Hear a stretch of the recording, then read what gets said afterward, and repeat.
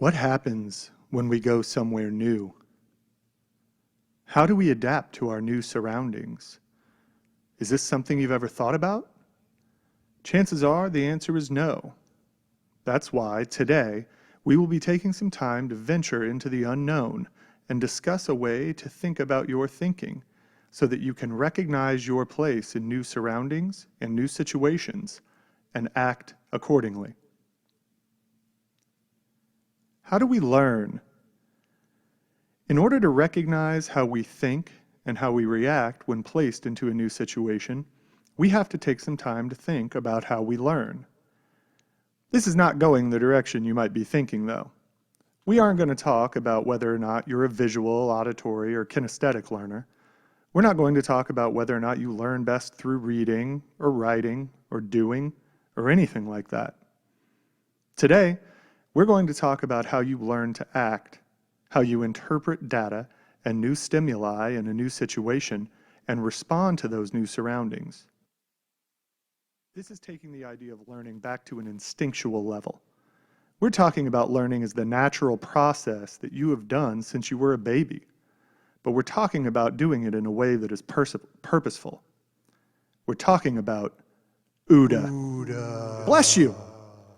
No.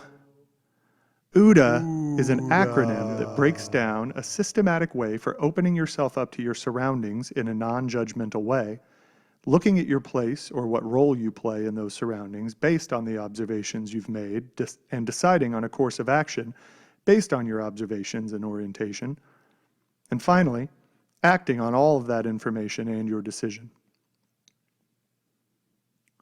Step 1. Observing.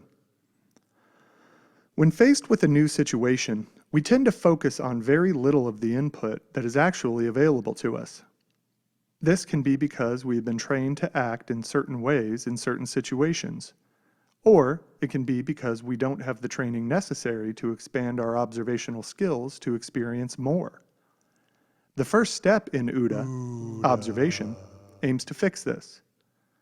As with most of the steps of Ooda, this step seems easy. But give it a try and you'll see that it most definitely is not. To be successful at the observation stage of Ooda, there are a few things you should try to remember. 1. Use all 5 of your senses. We focus so much on our sight that we forget sometimes how powerful our other senses can be. Make a concerted effort to open all of your senses to the stimuli that you are faced with in a given situation. 2. Don't judge. This stage is all about observing and only observing. Don't assign value to anything you are seeing, hearing, tasting, smelling, or touching. Just let it be and let yourself be within it. And third, take notes. The first few times you do this, you might be caught off guard at how much you are experiencing that you previously missed. Chart your observations in some simple way. The second step is orientation. Now that you've observed your surroundings, it's time to interpret all of that information and decide how it impacts you and/or how you will impact it.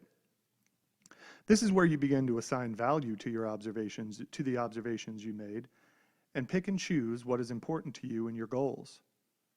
What will slow you down? What will help you? What should you deal with first, and what can you ignore? These are the questions that will help you become oriented to the situation you are in and help you act more decisively and confidently. Step 3, decide. You've taken the time to open your senses to your environment and observe your surroundings. You've assigned value to those surroundings through the orientation process, and now understand how your surroundings will impact you and your goals. Now the time has come to decide on a course of action based on those observations and your orientation. Stimuli has been received, interpreted, and now must be acted upon. There's an old saying in real estate, remember your ABCs, always be closing. This is true in Ooda as well. The purpose here is to use the information that is available to you in order to move forward towards some goal. Remember that a rolling stone gathers no moss, and make quick and clear-headed decisions using the information gained from the first 2 steps. And the last step, act. Decisions mean nothing unless you are willing to act on them.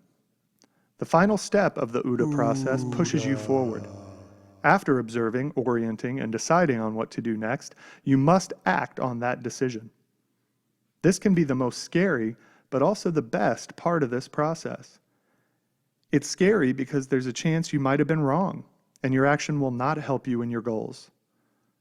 But it can also be the best part of the process because it is here that we are reminded that this process is ongoing.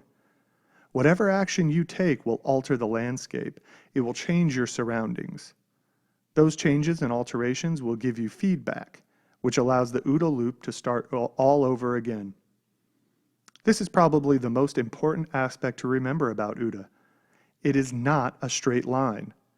It is ongoing, and the more you do it, the more it will help you. So try it out. In a few minutes, you're going to be given an opportunity to try the OODA loop out. But do not let this be the end. Try and think of 3 everyday situations that you can try and apply the OODA loop to as a way to review situations you're exposed to on a regular basis.